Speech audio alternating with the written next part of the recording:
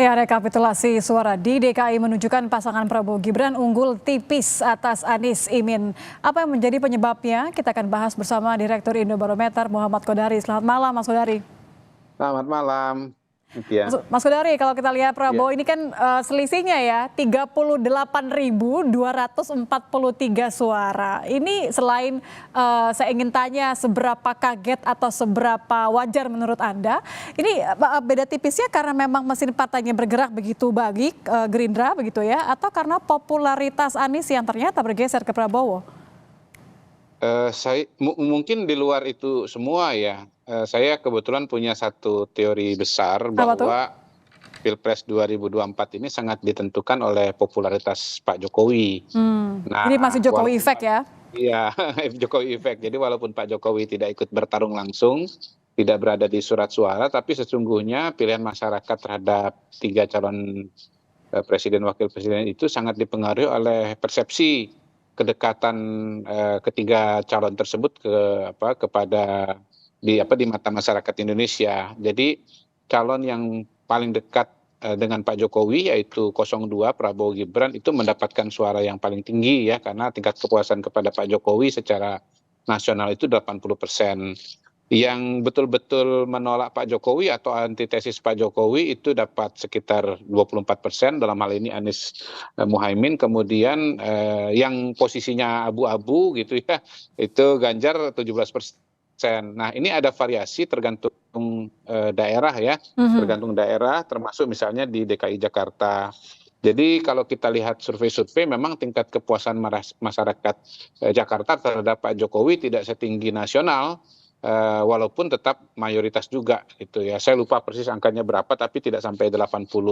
Mungkin barangkali sekitar 70-an persen lah, kira-kira begitu. Nah, Jadi di sisi yang kalaupun, lain, maaf saya potong Mas Kodari, kalaupun Anies ya, punya yang dianggap harusnya punya modal kuat karena sudah jadi gubernur hmm, DKI 2017, terus kemudian juga hmm, PKS juga paling tinggi ya, betul, ya, DPRD pileknya kuat ya, begitu. Ini ya. modalnya tetap tidak mampu untuk menjadi faktor krusial menang lawan Betul, Prabowo. betul, betul. Untuk perbandingan kita bisa bandingkan dengan Provinsi Jawa Tengah ya, di mana Mas Ganjar menjadi gubernur bahkan 2 periode. Dan itu wilayah dikenal sebagai kandang banteng atau basis PDI Perjuangan. Di Jawa Tengah kalahnya malah lebih telak lagi. Ganjar Mahfud sebagai petahana gubernur dibandingkan dengan Prabowo Gibran. Di Jawa Tengah itu Prabowo Gibrannya 53%, kemudian Ganjar Mahfudnya 34%. Jauh sekali itu, hampir-hampir 20% selisihnya gitu. Jadi tapi kita bisa jelaskan dengan tingkat kepuasan kepada Pak Jokowi di Jawa Tengah yang justru di atas angka rata-rata nasional. Mungkin di Jawa Tengah itu kepuasan kepada Pak Jokowi 90% barangkali itu. Tapi yang jelas di atas 85 lah, ingat saya ya, di atas rata-rata nasional. Salah satu provinsi dengan tingkat kepuasan tertinggi kepada Pak Jokowi itu ada di Jawa Tengah. Nah, kemudian kelihatannya memang pendukung Mas Anies Loyalis Anies ya? di DKI ini mungkin bloknya itu agak lebih besar sedikit dibandingkan dengan Mas Ganjar di Jawa Tengah. Mas Ganjar kan hanya dapat 34%, sementara Mas Anies masih bisa dapat sekitar 41% ya, Ya, beda di tipis dengan Prabowo pusat, Gibran. selatan, dan timur ini Betul, masih betul, unggul ya? betul. Nah, memang begini, ada elemen yang lain, ada penjelasan-penjelasan berikutnya yang mewarnai dinamika di tingkat daerah. Misalnya di DKI ini ada suku Betawi yang notabene secara konsisten kalau temuan di survei itu dukungannya mayoritas sekali kepada Anies Baswedan gitu. Dan kita tahu bahwa suku Betawi itu jumlahnya cukup besar di Jakarta. Saya lupa jumlahnya persis berapa, tetapi cukup besar. Saya kira Betawi ini menjadi block vote untuk Mas Anies ya.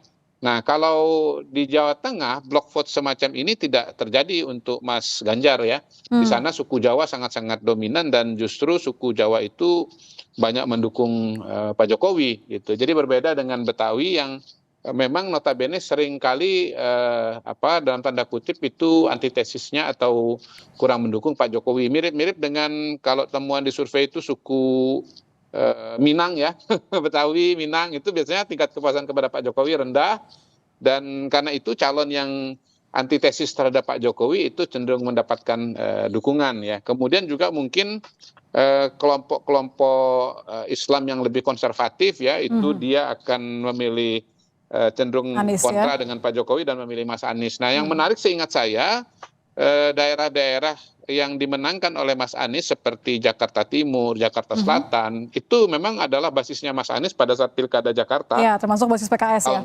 Ya, dan PKS 2017 yang lalu gitu. Jadi kita melihat ada paralelisme antara kekuatan Mas Anies di Pilkada 2017 dengan Pilpres 2024 ini. Dan saya kira ini akan sangat menarik kalau nanti betul-betul Mas Anies kembali maju calon gubernur Jakarta. Baik. Terima Jadi kita kasih lihat Mas Kodari. Ya, kita bisa lihat nanti kontinuitas suara antara Pilkada 2017, Iya, karena Pilpres PKS ini 2024 dan proyeksi nanti Pilkada 2024 yang akan datang. Begitu ya. Baik, terima kasih Mas Kodari sudah bergabung Oke. bersama kami di Kompas Sama-sama. Malam. Selamat malam Mas.